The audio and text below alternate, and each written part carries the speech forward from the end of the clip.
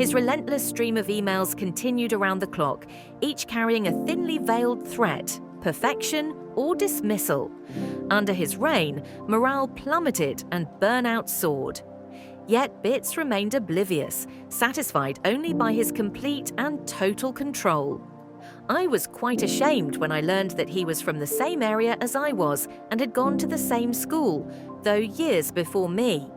In 2012, our company merged with a parent company. Almost nothing changed personnel-wise, but infrastructure-wise we got MS Outlook and an organization view. That was when I first learned about Bits from an organizational hierarchy perspective.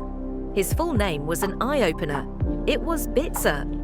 Now, the name was common enough, but at the time, mobile numbers had an area-specific pattern, so I already knew that the previous owner of my number was from the same area as me. Still, it could be someone else. I wanted to dig deeper. I talked with an old mentor who lived in the same area and had coached several high school students for the last 2 decades.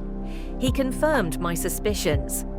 I won't go into the details, but it was evident that Bitsah and Bits were the same person.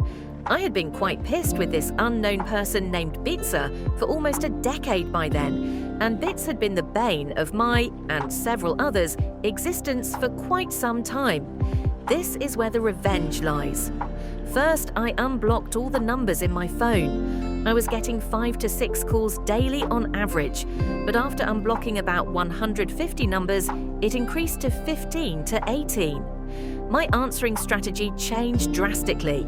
Instead of saying wrong number, I politely explained that the owner had changed his number and provided his current number to update their database. This is where I could be the AH. I also volunteered his manager's number in case he tries something else. The fallout was epic.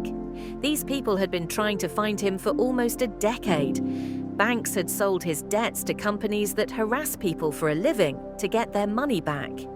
It turned out he had been taking loans in everyone's names, his wife, parents, uncles, aunts, and giving everyone that same number.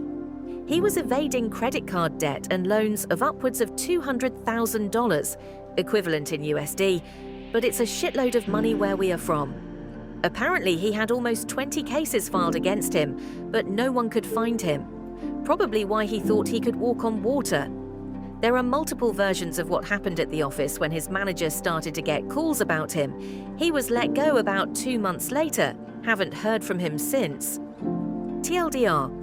The previous owner of my number had duped several financial institutions. He later turned out to be my shitty boss.